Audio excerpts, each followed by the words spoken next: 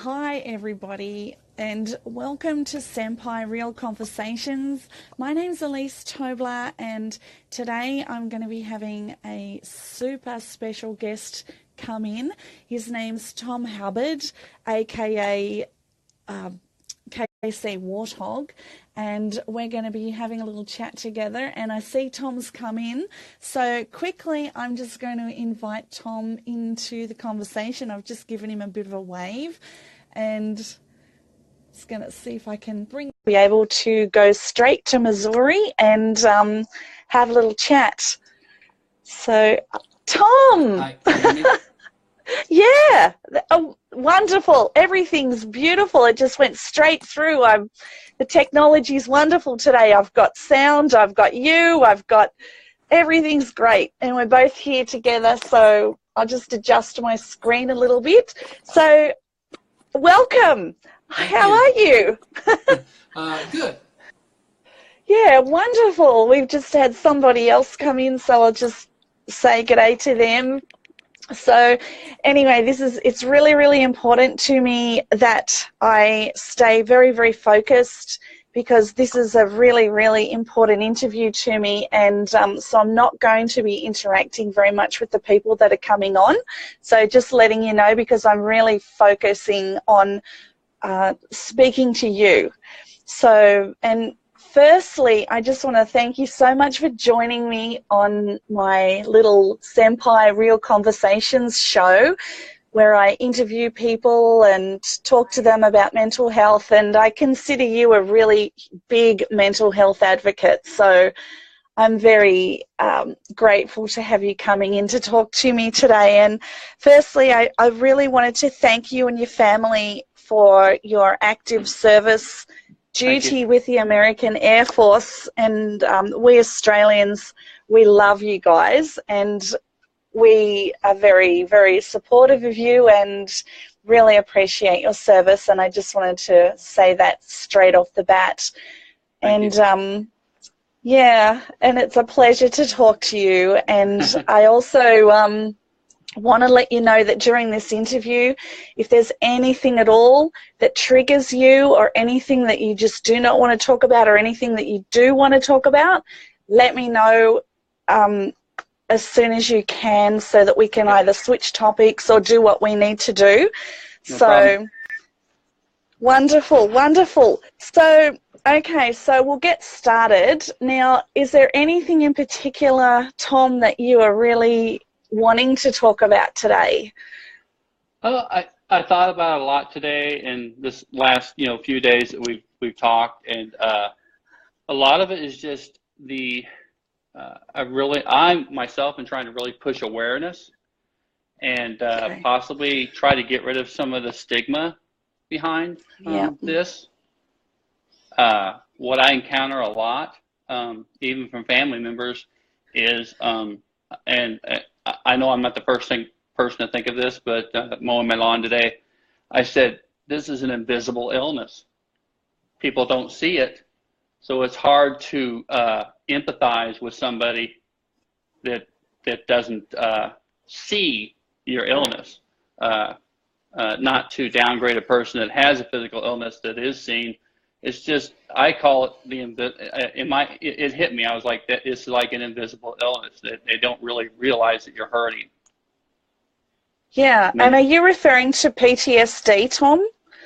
That and yeah, mainly that, especially with the military guys and ladies that have served. I know there's a big thing about coming back, and it's the pride thing. You don't want to ask for help. You never asked for help before. I'll be just fine. The tough guy attitude. I tried that for 42 years. I'm 48 now, but at 42 years old, I realized that that didn't work. And I needed to let go of that pride thing and that tough guy thing, and be when I get in my moments where it's a little too much, or I'm having a bad thought, let's say, I need to ask for help. And that I think would be I've been told by people, and I like that it's a courageous thing to ask for help. And that's really what I'd like a lot of guys and women in the military especially to believe, that it's a courageous thing to stand up and say, I'm not doing good, I need help. Yeah, okay, that's amazing. So the message around, well, firstly, I want to say, for anybody who's watching who don't know what the acronym PTSD stands for, it stands for post-traumatic stress disorder. So it's very synonymous with people coming back who have been in trauma situations overseas in the military, or any kind of really big trauma event. There's lots and lots and lots of ways to develop PTSD. It's actually quite common. So, but it's our returned servicemen and women who are really, really suffering from this. And you're right, Tom, it is very, very silent. And with all things mental health, because we can't see it, society likes to judge. And it's the same with people who have the little disability stickers. If you don't have if you're not seen to be physically disabled, I have people telling me that they're getting yelled at and told off, because a lot of people here in Australia can get the disability stickers if they have mental health issues as well. So so disability, and it's a very, very interesting field to talk about, and stigma is a topic that I am super passionate about. I basically drive everybody nuts. All my friends and everybody who follows me knows that I'm a crazy stigma warrior girl, and probably too because of my history as well, and having childhood trauma. And now I'm a clinical psychotherapist, and I work with people with PTSD, and I am myself a previous first responder with the State Emergency Service. So I've got frontline experience with motor vehicle accidents and a few other pretty serious things. So, and I do treat a lot of people with PTSD now who are first responders, so police, and it comes on very, very quickly, and it's very debilitating, and it's not very well understood culturally by the media, or a lot of medical professionals don't understand it either. And the fact that it has, I'm thinking PTSD, because it has the word stress in it, people kind of get a bit blank, and sometimes people are wandering around thinking they have PTSD because they're not coping with life events very well, but that's generally not why we diagnose someone with PTSD. If you're just not coping with life events, there actually has to have three components to a diagnosis of PTSD, and one is re-experiencing symptoms, vivid intrusive memories of traumatic events, and avoidance. And the vivid intrusive memories of traumatic events are actually lead to an immediate physiological symptom of emotional arousal, which then in turn goes usually straight into immediate avoidance. So by pushing memories away actively, people who are living with PTSD are not reminded about how the memories felt, and that's absolutely understandable, but often not the way to work with PTSD. So we do a lot of exposure therapy where we take people into the memory and sit with them. Yeah, okay. So, yeah, is just having spoken about this, is there anything that comes up for you at the moment that you'd like to share, Tom? Well, you know, I said to you a couple of days ago that, you know, last week was a rough week for me and my family, and what we've dealt with is death of my brother, and when I was 19, and that happened Labor Day weekend, and then about 15 years ago, I think, my uncle was killed in the line of duty as a fireman on the 5th of September, and then I think it was 15 years ago also that my father-in-law passed away on the 6th of September. So we as a family get hit with, you know, those three different dates that we'd really like not to focus on, but it's tough not to. sometimes. Yeah, for sure. So what happens around that week? Because I know that it was a very, very difficult week for all of you, and my heart was really hurting for you guys last week, and just watching what you were going through, and I'm really sorry that happened. What we try to do, as our family, my wife, my two girls, is we, a couple times that week we stayed up, till midnight, 1 o'clock in the morning on, nights that you had to go to work the next day, and we just talk. Okay. And I'll tell stories about my uncle or about my father. About my brother. I'm sorry, and my wife will tell about her father. So we try to let's talk about the good things. Okay. That seems to help, and my daughters are 20 and 23 now, so we have kind of an adult conversation going on there too, and that seems to help, talking about it. Yeah, absolutely. Yeah, so even the good and the bad, and I think sometimes that as a society we forget that talking and dropping down to that deeper level of conversation with people who are available to hear us and truly listen to us is very healing. And we just hearing that you and your family do that makes me really happy. And if anybody's going to take anything away from this talk today, it's to talk. It's about get it out. And it's so releasing, and then I started a new trend or a new thing, and that night I normally wouldn't do anything of my brother's death, but I drew those feathers. I drew the angel wings that night, and I was so emotional while I was drawing it. I had to stop a couple times. I was like, no, I need to complete this. It just felt like, but once I was done, I just was like, oh, yes, that was a good thing. And I call it my coping mechanism. And, the drawing. And I wanted to do that tribute to my brother in some way.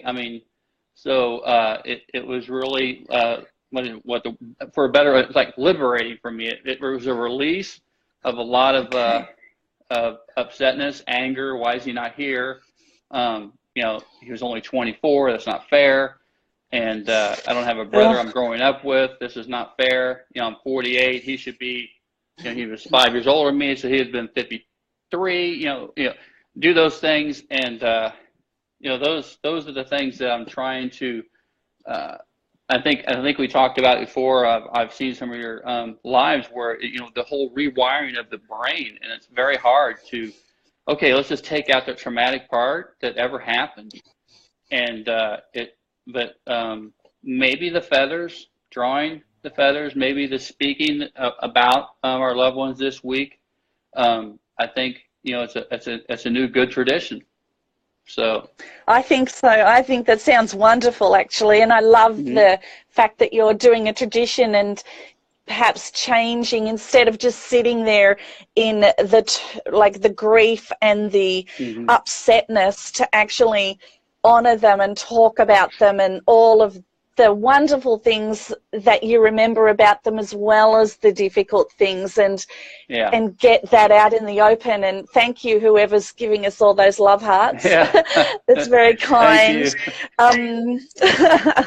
Because we need, as humans, we need to be able to process events, and it's kind of like each year what'll happen in your brain is that the dates are coming, and it's kind of like a sock kind of sticking out of a drawer. It's always there. It's like a memory that's queued up to start happening again.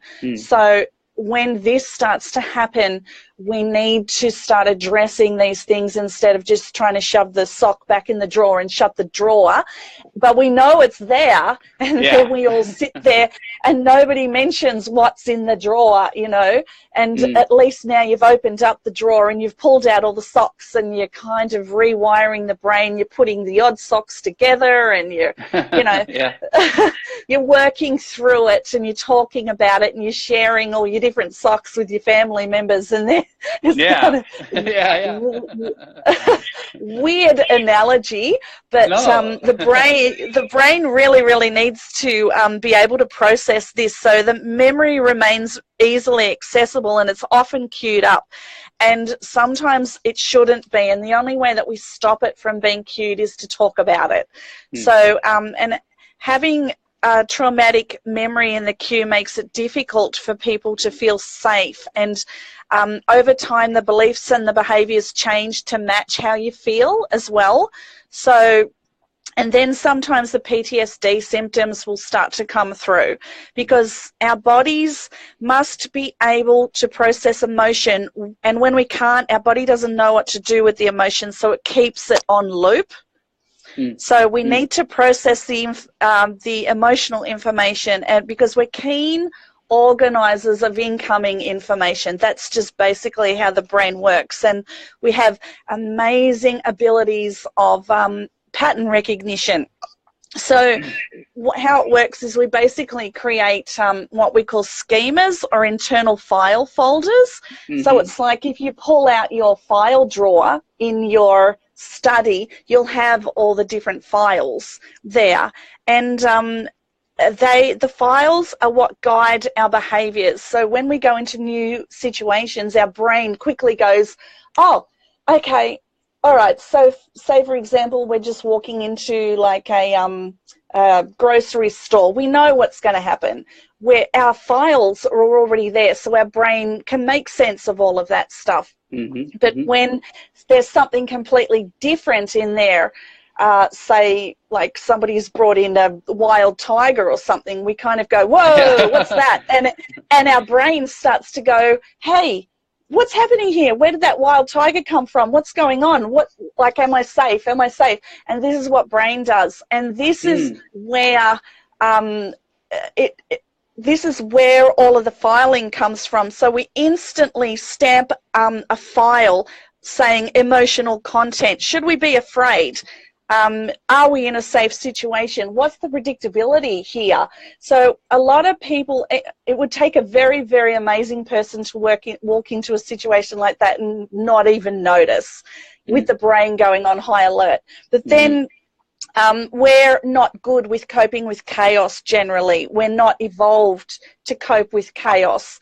And then when we have grief and when we couple it with traumatic situations from overseas, we're looking at a very, very different kind of chaos that the brain has a terrible time dealing with. And because it's so completely weird, we sort of, the brain flips through all the different probabilities, and then we decide whether it's a safe place, whether we're going to be experiencing intense emotions, whether it's a life-threatening event. And this is what happens. I suppose I'm saying this because I want people to understand, when you guys and girls come back from overseas, this is what's happening with your brain. So you're trying to process these really unpredictable events, but there's no file folder for that. So this kind of so it goes in, it just leaves you with feelings that are highly intense and lead into things like PTSD. So, yeah, so it's very, very extreme. And generally we can figure it out, but sometimes we can't. And I suppose I just wanted to say all of that because it's a very, very real thing, what's happening, even though people can't see PTSD and they don't really understand it. Yeah, and I think that I don't think people mean to be, let's say not worried about or not concerned about that person, but it's invisible and it's not once again, a physical ailment that you can see and go, oh, look, he has a limp, or like you said, well, he has a handicap sticker. Well, he just got out of his car and he's in a wheelchair. That makes sense. But a person that has gone through a traumatic experience, in the military, they teach us to be basically on high alert. You're taught to be on high alert.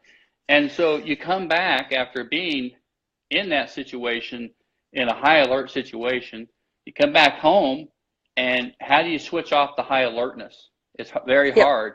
I have trouble going to big events like a baseball game, football game, or anything. I need to feel safe.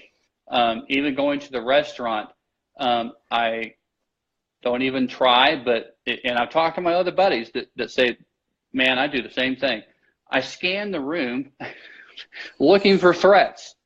Or I look for, okay, there's a door out, and I want to sit with my back to the room, I want to sit with my back so I can see any threats. But it's a hypervigilance that I think is staying with these young men and women that are coming back. And switching it off is not that easy. No, exactly. And as we just said before, your brain's trying to process and figure out which file folder does this go into. Is this like a really, really dangerous threat or not? I'm actually trained to be on high alert. My brain's going there instantly. My neural pathways are already formed to go that way. And the talking is the key to coming back. Would you agree with that, Tom? Oh, yeah, and that's, I think, what has helped me over the past 6.5 years is speaking out about it more to other people, and expressing myself in my art, or just, sometimes it's not pretty. I don't post that unpretty stuff because it's just, here's how I feel today. My anxiety is really high, and it's a terrible, scary picture.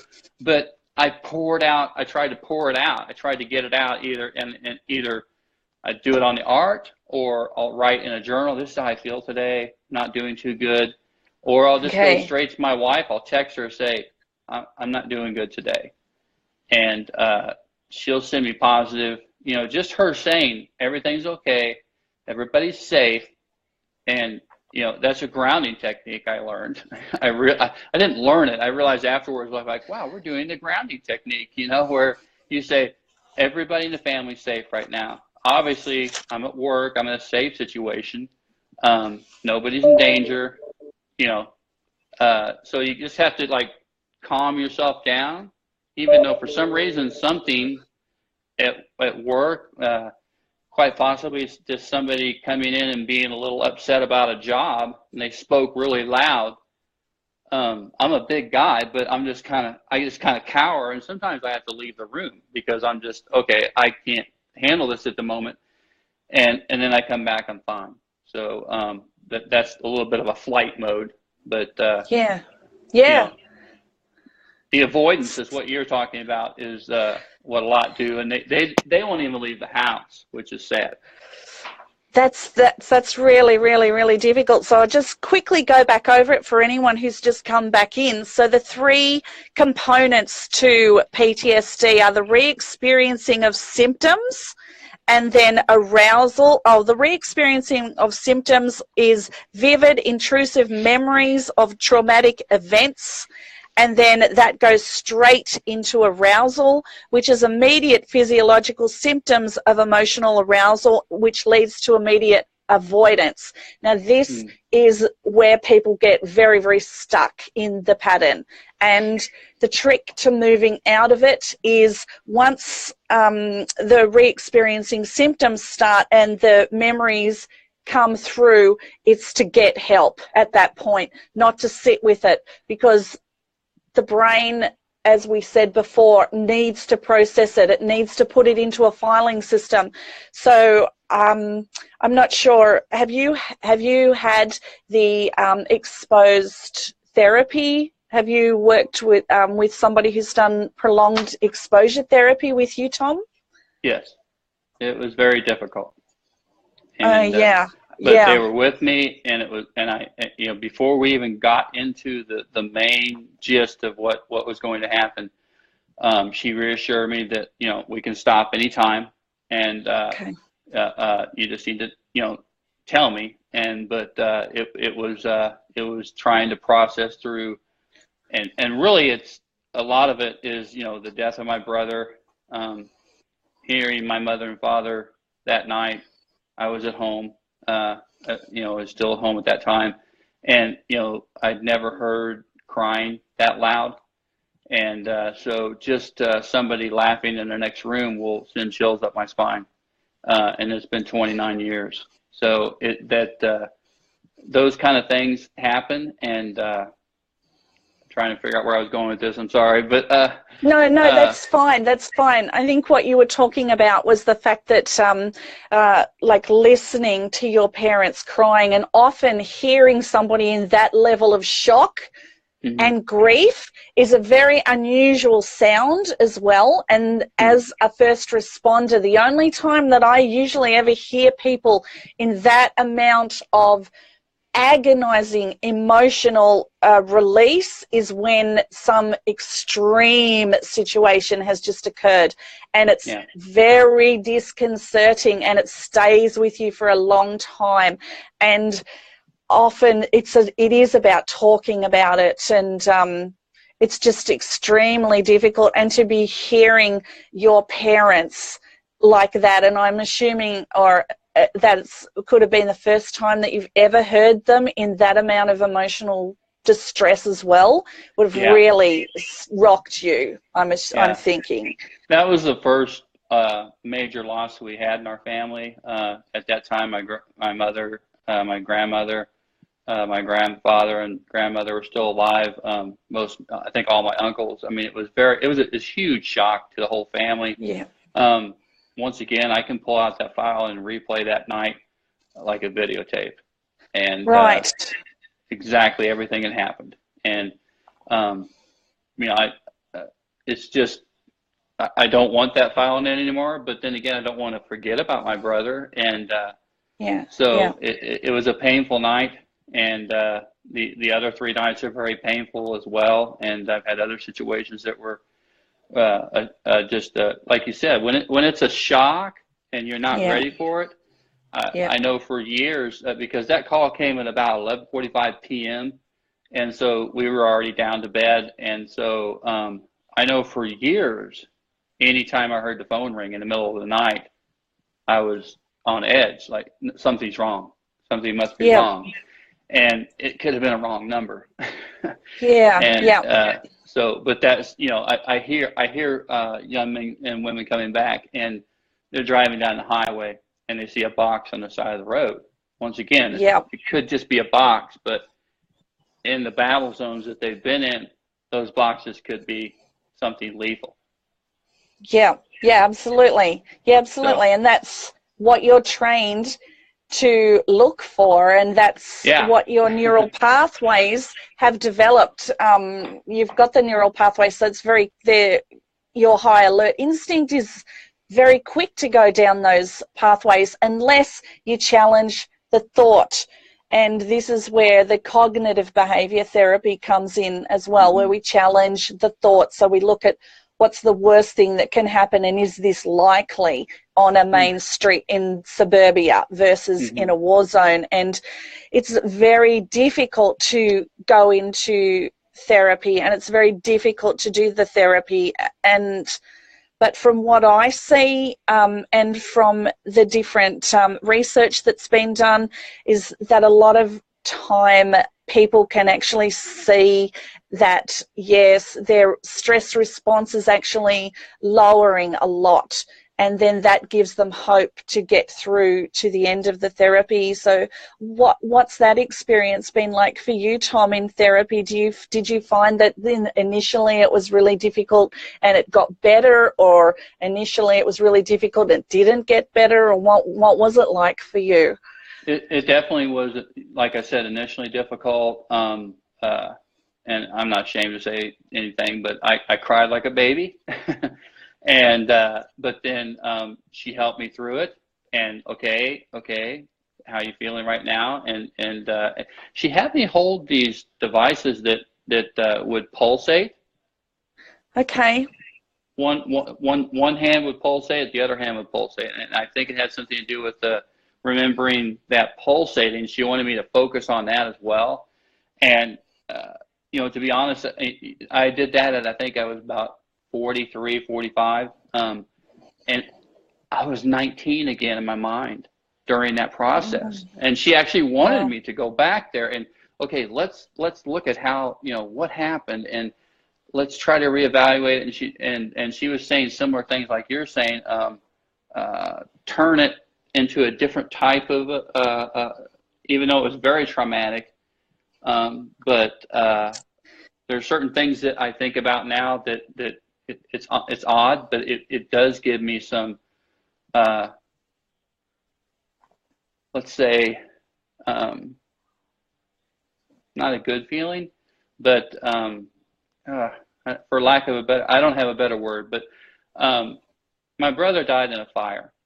And so had he not died in the fire, part of what we talked about was, well, he might have been in a hospital, and it would have been a terrible thing to see, and quite possibly, you know, the skin is your biggest organ, and quite possibly he might have suffered for 2 or 3 weeks, and then perished still. So,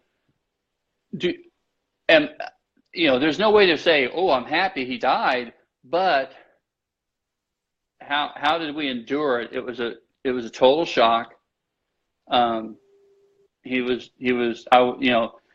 been reassured that it was pretty much instantaneous because it was an explosion, and that he probably didn't, you know, he perished quickly. And I like it. I mean, they'll tell you that, but being a creative mind like I am, I do think, you know, okay, I don't really think I was lying there, because the explosion was so catastrophic that you know, he probably did lose his life instantly.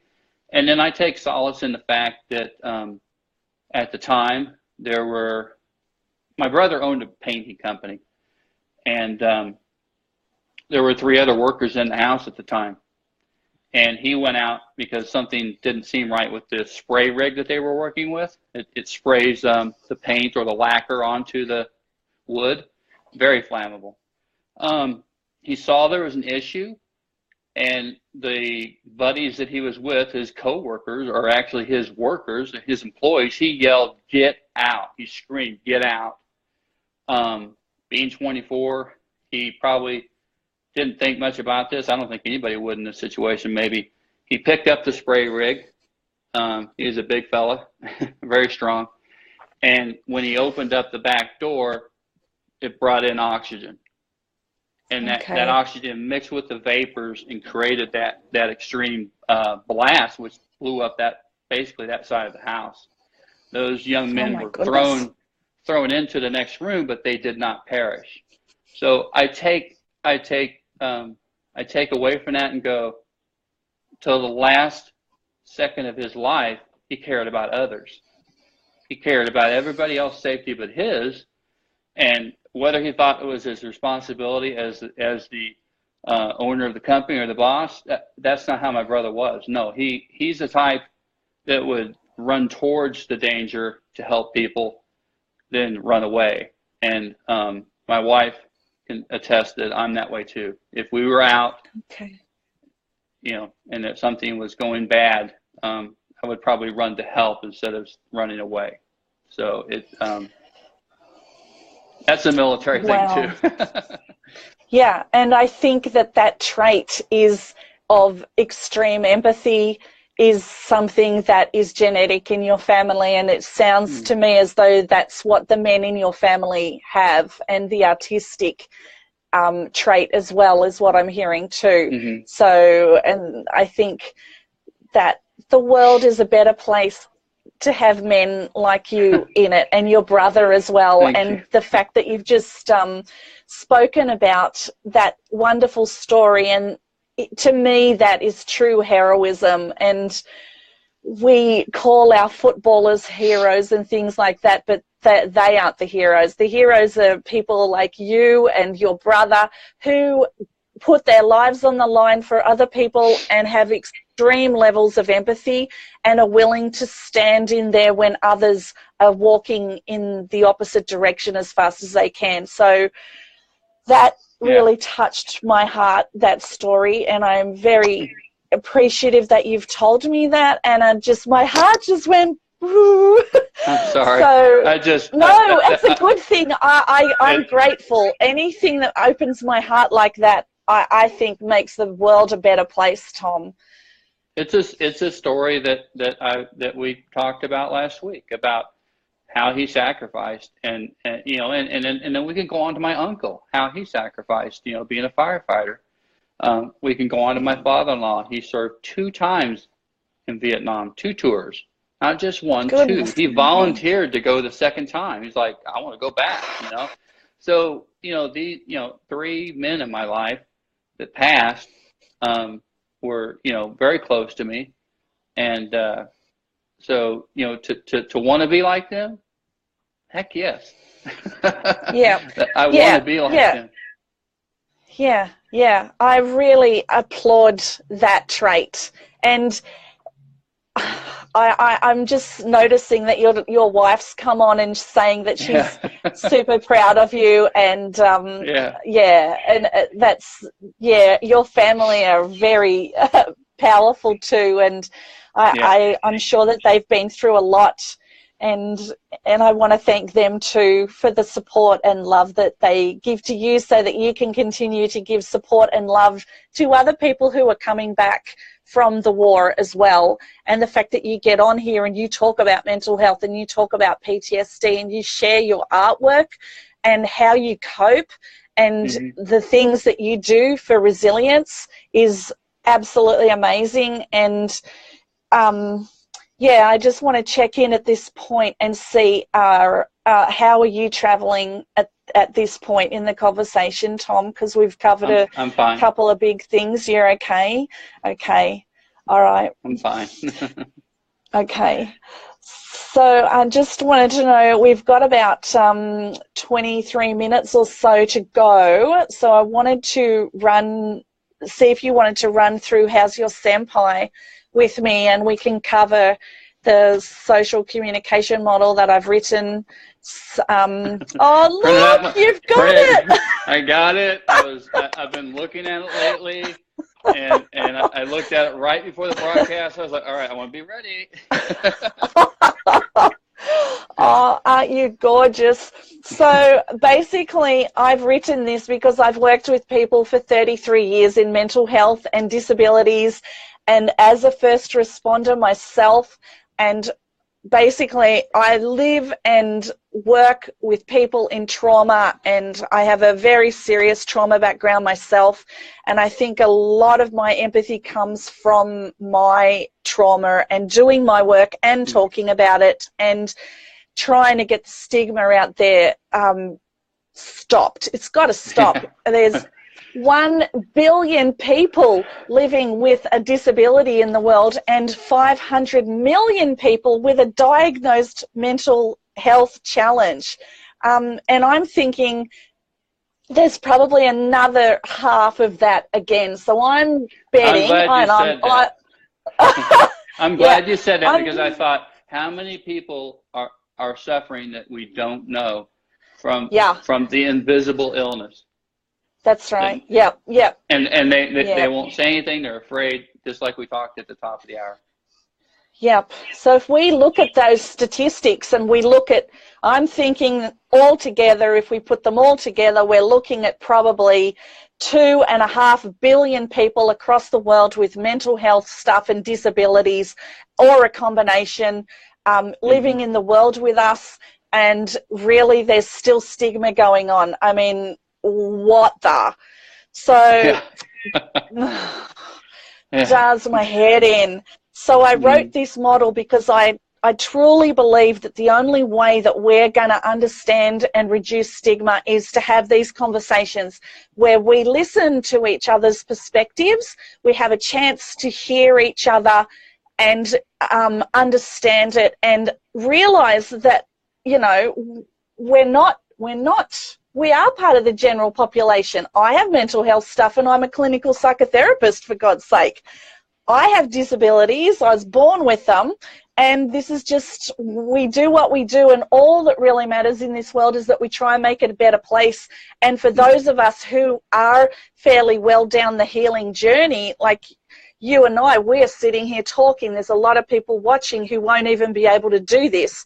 So for them, we speak until they can come through and speak for themselves.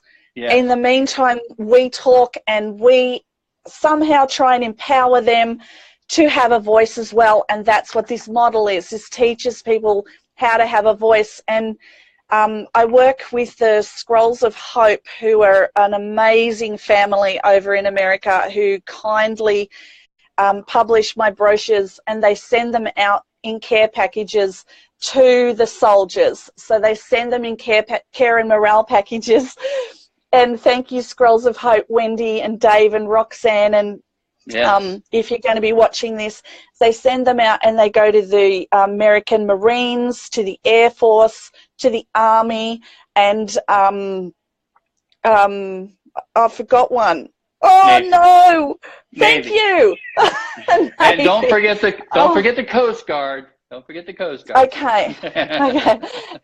And these also go out to all the first responders as well, and the Good Samaritans. Yeah, so they go to the Good Samaritans, helping out people. They also go to homeless shelters. These brochures, they're free. It's a free PDF. If you want one for your organization, just DM me. I will send them out to you. It's free. I've put 5 years of my life into this to get people to learn how to have a voice. So I'm going to run through it with Tom now. Okay. And so basically, instead of saying to someone, are you okay? Because are you okay? It's a fabulous question. I'm totally into it. But are you okay is a closed question. And sometimes we don't have a needs vocabulary to actually answer this question. And sometimes it's too big for us and we don't know where to start. So I've broken it down. I've changed the question. Now I've changed it to, how's your SEMPI?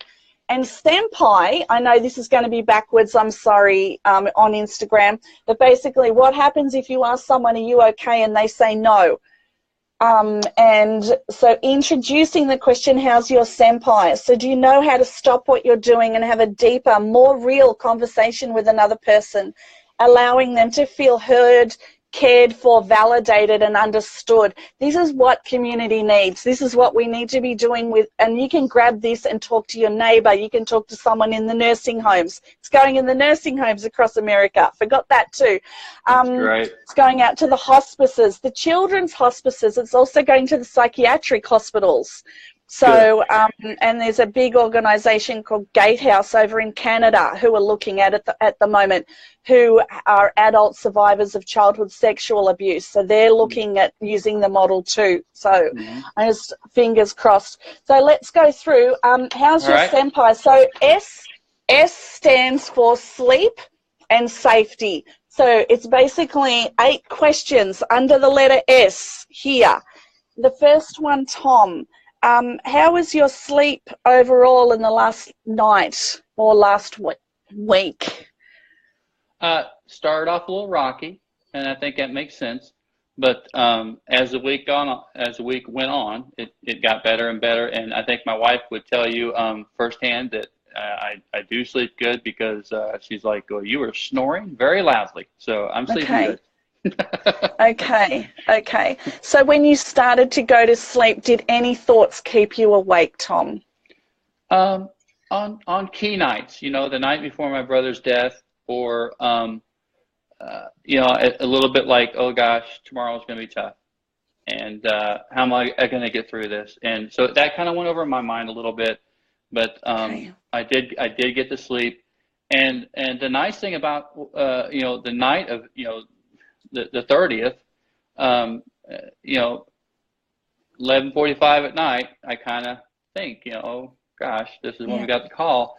But I had drawn that night. I had released, and I had talked to my children and my wife that week. So I went to bed with a my heart felt good. Okay. Just felt at peace. So. Okay, I'm glad. So the next question, number 3, was there a thought that stood out? So you probably just answered that. Yeah. And then number 4 is, would you like to speak about this thought? So would you like to speak about the thought any further, or are you happy to let it go at this point? Yeah, I mean, I think, at the time, especially a lot of people, it's the year after or the year of, oh my gosh, my brother died Labor Day weekend. And so at first you don't think about this, but then you start thinking, oh, Thanksgiving coming up. And you think about this when you're trying to go to sleep. He's not going to be there. Christmas is coming up. He's not going to be there. He wasn't at my wedding. My wife never met him, So those kind of thoughts is like, I have to squash them and say, look, this is time to sleep. I need to re-energize my body. And over the course of the 6 years that I've been recovering, those are the great things I've been taught. Okay. Yeah, those catastrophic thoughts where we think one and then it rolls to the next and rolls to the next. And if we don't bring it back in the moment, and this is where the cognitive behavior therapy comes in to learn it's just a thought, it can't hurt us. Bring it back in, be in present time. This is the only reality that we have is now. It's past thoughts, future thoughts, we can't control any of them, and our happiness stays here right now. And I watch you when you do your feathers, because I think that brings you in to present time. And maybe, not unknowingly, I'm grounding myself for that 35, 45 minutes. And, somehow I was drawn to that. Not to be a pun, but I was drawn to drawing, and but I've been an artist my whole life. Even in kindergarten, I was the best finger painter. So, well, I find it fascinating that you're drawing feathers, and feathers are often sort of up there and moving around, and you bring them back in and put them on paper and kind of ground them. So I'm just I watch a lot of your things that you draw. So it's quite Freudian. Okay. So number 5 is, are you feeling safe in the place where you sleep each night? Oh, yes. Mm-hmm. Okay. So we often ask this question with people who are homeless, because they will say no and they'll talk about it. Or if we were asking, say, if the soldiers, because it's going into Iraq and Afghanistan, if we were asking them this question, they could have an opportunity to actually speak about it. So, and then the next one is, are you feeling calm about sleeping, or do you need some extra support? And I think that the rest of these questions are pretty covered.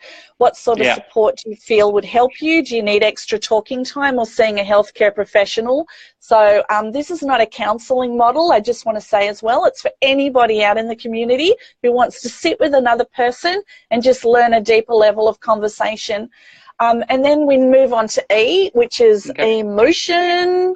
So the need for love, empathy, and to matter. And are you feeling any upsetting emotion at the moment, Tom? No, not tonight. It, like I said, the talking with my children and my wife and other people, coworkers, have been really open and talking with me. That's really helped me through all this. Really has. Okay. Speaking out, wonderful. asking for help. Yeah, absolutely. This is the message that we're trying to get through today. Speak out, ask for help. So one of the examples, if you were to say yes to that, if you were crying or withdrawn or unsettled or just not sure, and if the number 3 question is, if so, is there a story behind the emotion that you would like to share? So this is just for people who don't have this brochure. So Tom's actually sitting up here at number 1 because he said that he doesn't have any upsetting emotion. We don't need to go down the rest of the questions here. So we'll go over to M, which is meet your basic survival needs. So have you had enough to eat and drink today, Tom? I'm sorry I'm laughing about this one, but football season just started and I tend to eat too much during the football game. So I've had a lot to eat today. Okay. So and then being a basic need, do you have enough clothing to keep you warm / cool? So we're in spring now, so we're still a bit cool. You're in summer, autumn, I'm thinking.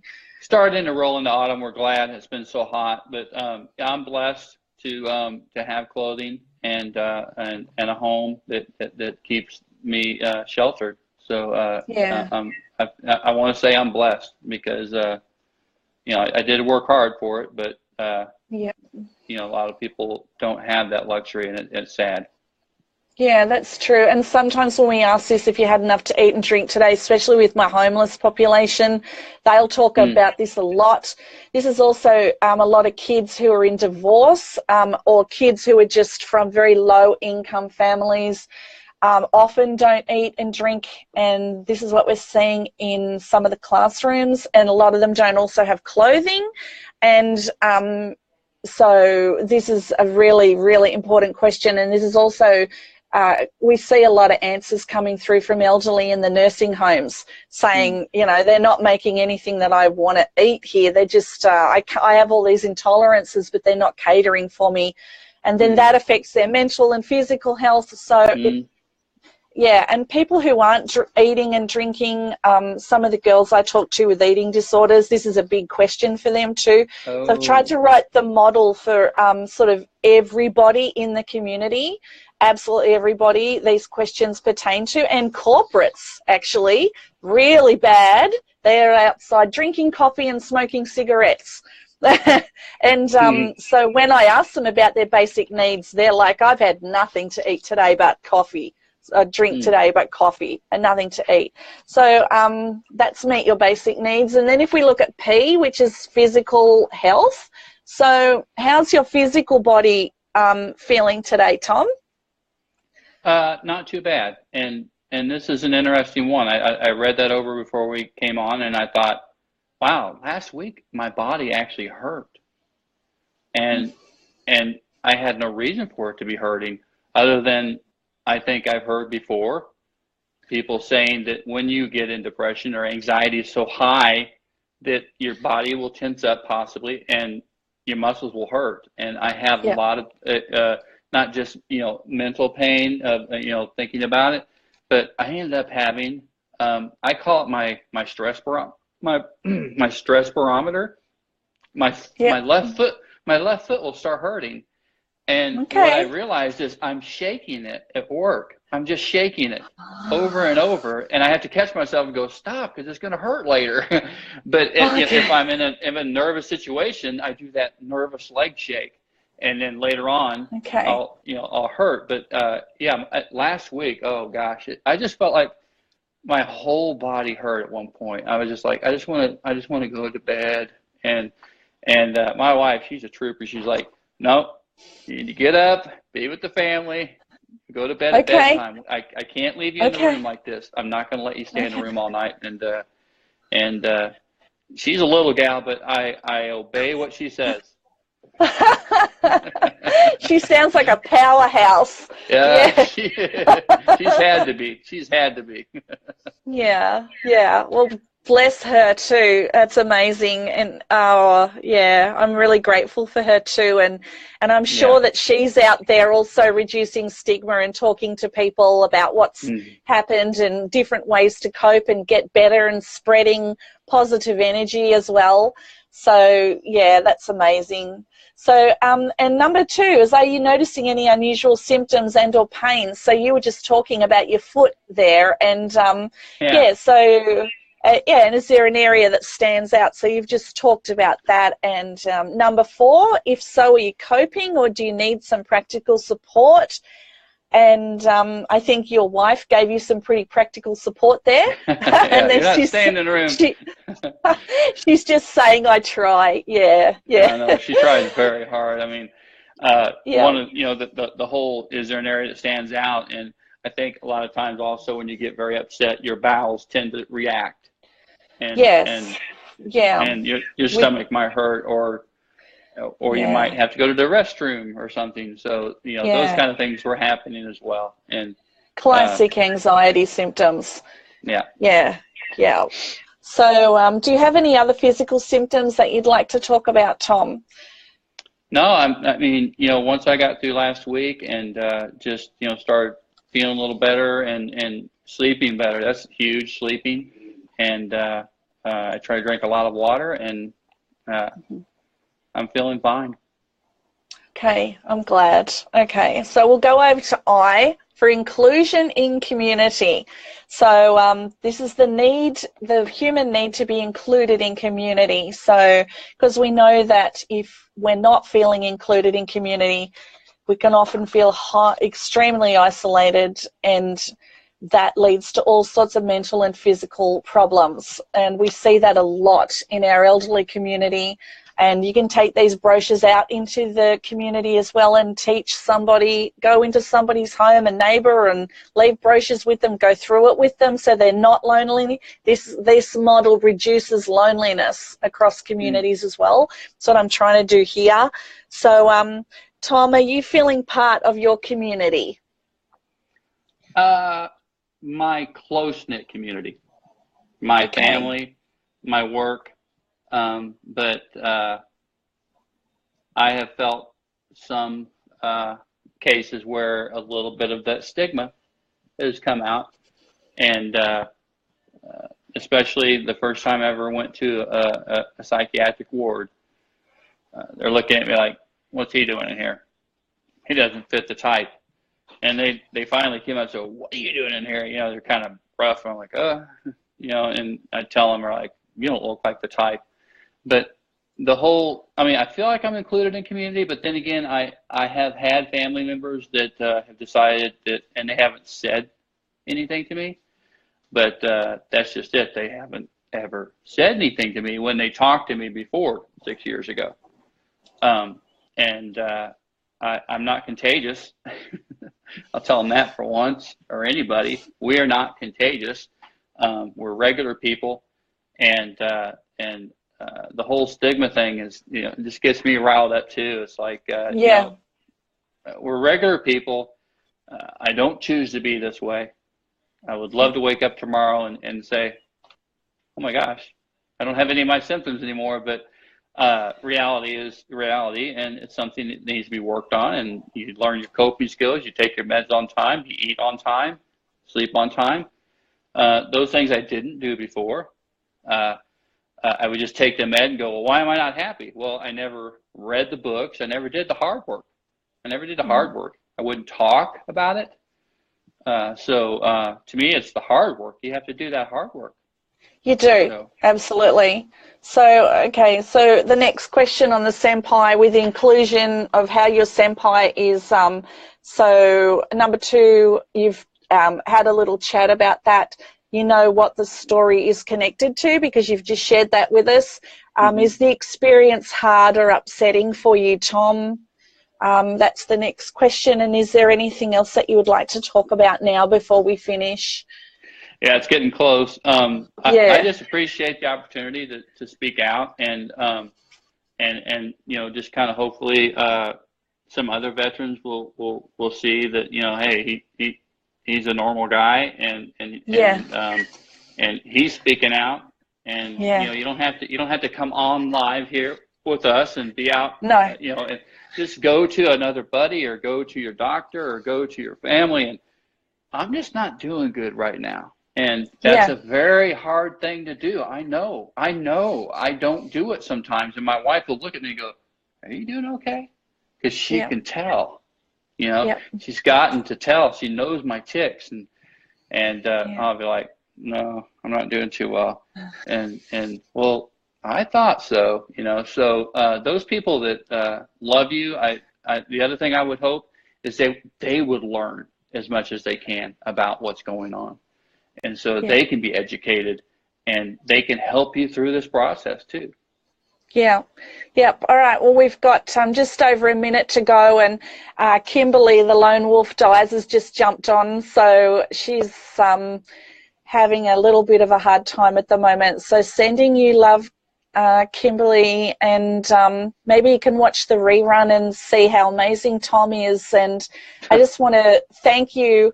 Thank you again, Tom, for speaking up and reducing stigma and being a mental health warrior and an amazing person and a vet, and just being so honest about your mental health struggles. And just like, I love watching your art, and I love watching your work, and I love what you're doing out there in the community.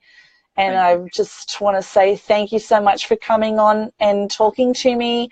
And I'll put this on YouTube and Facebook, and I'll have the link as well.